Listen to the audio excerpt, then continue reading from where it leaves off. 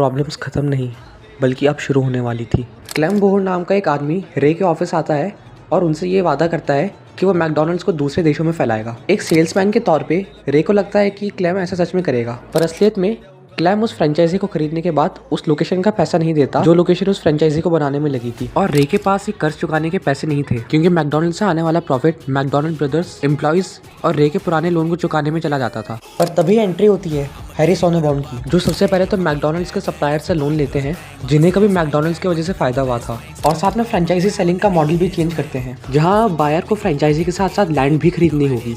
और फिर शुरुआत होती है फ्रेंचाइजी रियलिटी कॉर्पोरेशन की, यानी कि बायर अब उस लैंड का रेंट भी देगा। लेकिन मैकडॉनल्ड ब्रदर्स इन चेंजेस को मानने से साफ मना कर देते हैं क्योंकि उन दोनों के हिसाब से उनका पुराना वाला सिस्टम ज्यादा सही था।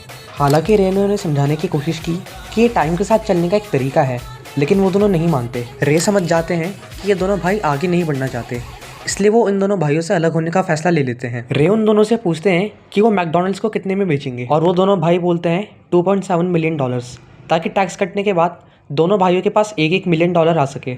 हालांकि रे इस अमाउंट को सुन के काफ़ी ज़्यादा टेंशन में आ जाते हैं, लेकिन वो अकेले नहीं थे, उनके साथ हैरी थे। वो हैरी के साथ मिलकर थोड़े बहुत लोन का जुगाड़ कर लेते हैं और फाइनली रे मैक और डिक से पूरा का पूरा मैकडॉनल्ड्स का बिजनेस और कंट्रोल खरीद लेते हैं। हालांकि ऐसा भी कहा जाता है कि रे ने उन दोनों भाइयों को 0.5% की रॉयल्टी देने की बात की थी, लेकिन इस बात का कोई ऑफिशियल प्रूफ नहीं है क्योंकि ये किसी रिटन कॉन्ट्रैक्ट में नहीं लिखा था। अब क्योंकि मैकडॉनल्ड्स नेम को यूज़ करने का राइट सिर्फ रे के पास था, तो मैक और डिक अपने ओरिजिनल रेस्टोरेंट का नाम बदलकर द बिग एम रख देते हैं, लेकिन रे उसी के पास में मैकडॉनल्ड्स खोल देते हैं जिसकी वजह से द बिग एम ठप पड़ जाता है। इसी के बाद मैकडॉनल्ड्स के आज वाले मैकडॉनल्ड्स बनने की शुरुआत होती है।